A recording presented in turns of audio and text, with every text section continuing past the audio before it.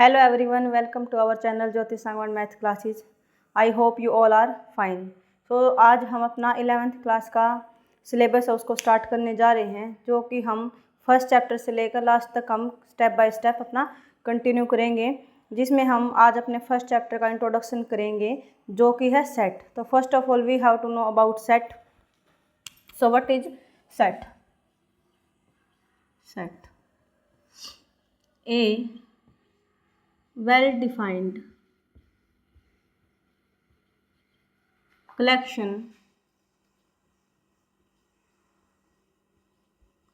of elements,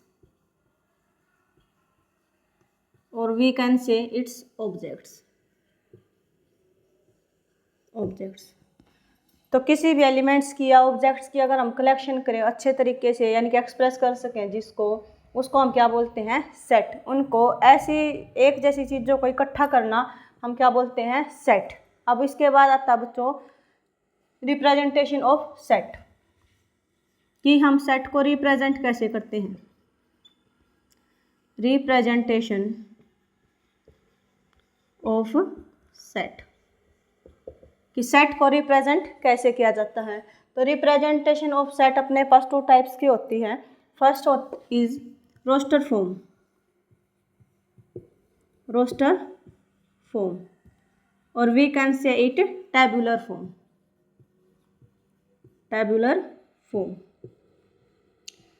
and second one is set builder form.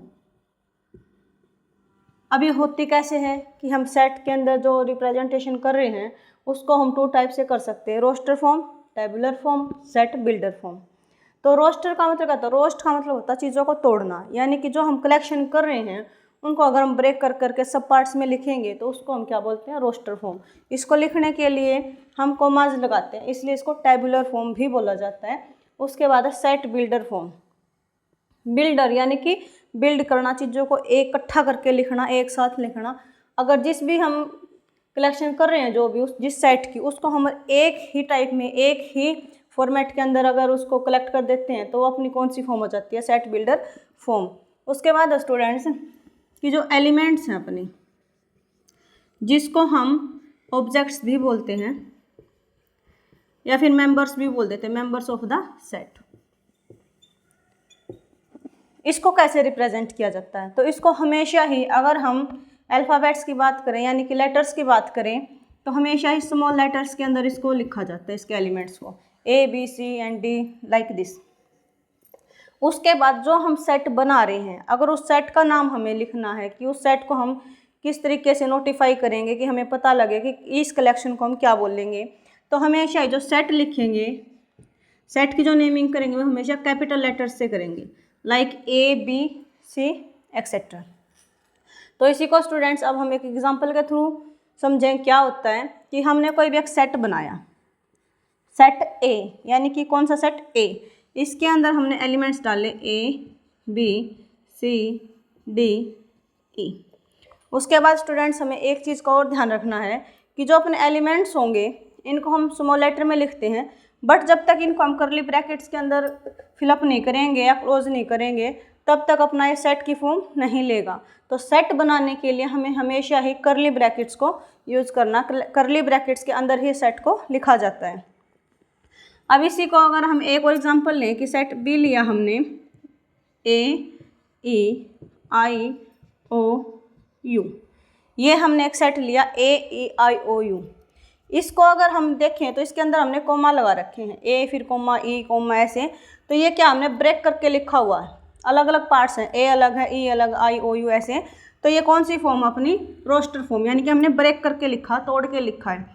Tabular form इसी को बोलते हैं हम। रोस्टर फॉर्म को टैबुलर क्यों बोलते हैं? क्योंकि हम टैब लगाते हैं, यानी कि कोमाज लगाते हैं बीच में, इसीलिए इसको टैबुलर फॉर्म भी बोला जाता है। उसके बाद students set builder form. Set builder यानी कि बिल्ड करके लिखना। फॉर एग्जांपल अगर हम इस सेट को ही लिखें तो ये क्या है? X such that x is a vowel, कि एक्स अपना क्या है? वोवल है। तो हमेशा ही हमें सेट को करली ब्रैकेट्स के अंदर डालना है। तो एक्स इज ए वोवल। अब हमें पता है कि वोवल क्या होते हैं अपने ए ई आई ओ यू, तो इसको अलग अलग ना लिख के हमने एक ही चीज़ लिख दिया कि एक्स अपना क्या है वोवल, यानी वोवल्स का जो कलेक्शन होगी वो अपना सेट होगा बी। तो इस तरीके से जब भी लिखेंगे तो उसको हम बोलते हैं सेट बिल्डर फॉर्म। उसके बाद बात आती है स्टूडेंट्स कार्डिनैलिटी, यानी कि एन ए या फिर एन बी, इसको हम क्या बोलते हैं कार्डिनैलिटी। कार्डिनैलिटी का मतलब क्या होता है नंबर ऑफ एलिमेंट्स या फिर नंबर ऑफ ऑब्जेक्ट्स। तो ए जो अपना सेट था, अब इसके लिए हम जिस भी सेट की कार्डिनैलिटी बताएंगे, ए की बताएंगे तो एन ए लिखेंगे, बी की बताएंगे तो एन बी, सी है तो ऐसे एन सी। तो एन ए की cardinality A B C D E कितने हैं 5, तो एन ए अपना कितना हो गया 5। That means number of elements, number of elements की कार्डिनैलिटी कितनी है अपनी 5, यानी कि उसके अंदर एलिमेंट्स कितने हैं 5। तो उसको लिखने का तरीका कैसे होता है, नंबर्स को डिफाइन करने के लिए कि कितने एलिमेंट्स हैं सेट के अंदर, उसको हम स्मॉल एन और फिर ब्रैकेट डाल के जो भी सेट है ए है बी है उसको लिखते हैं, जैसे n A n B n C like this. उसके बाद आता है students types of set.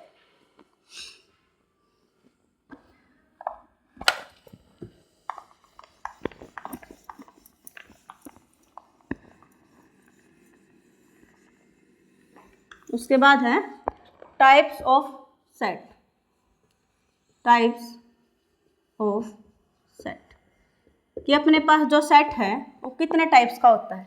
So first of all अपने पास होता है वी कैन से finite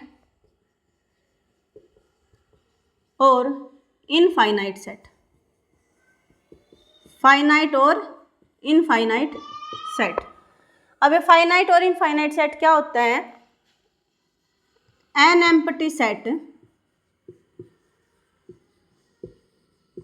or we can say or a set with countable or finite number of elements, number of elements is known as finite set, is known as finite set, otherwise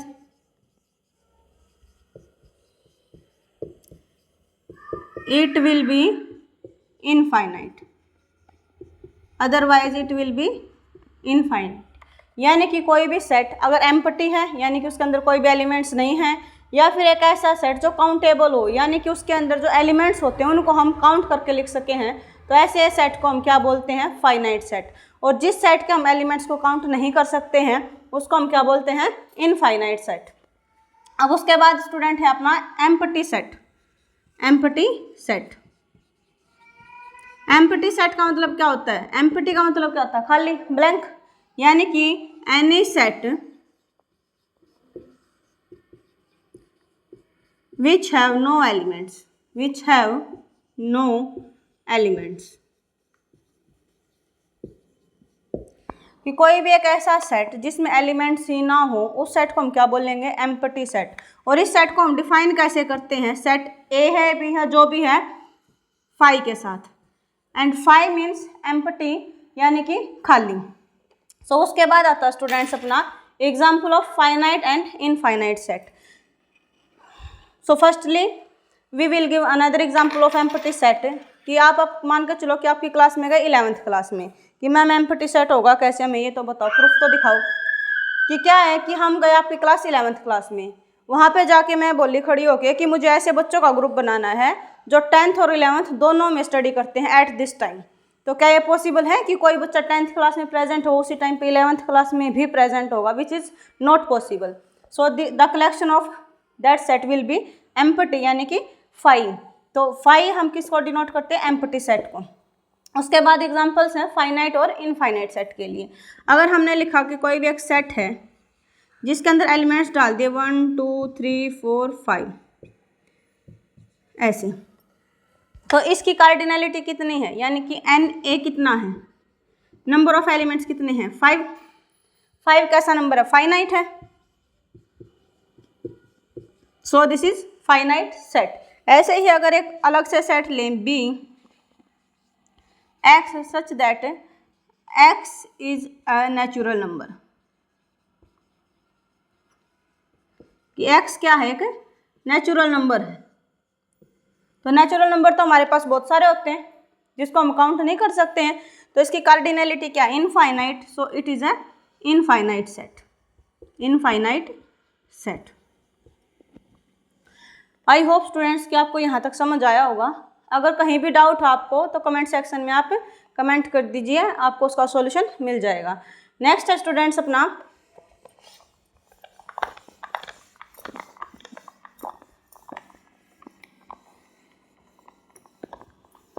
equal sets. Next is equal sets, equal sets. अब हमें नाम से ही पता equal यानी कि एक जैसे, बिल्कुल मतलब उनमें कोई भी गैप या कोई भी डिफरेंस ना हो, तो उसको हम क्या बोलेंगे? Equal set. इसकी डेफिनेशन क्या हो जाएगी? Two sets A and B A and B will be equal sets if every element of A is an element of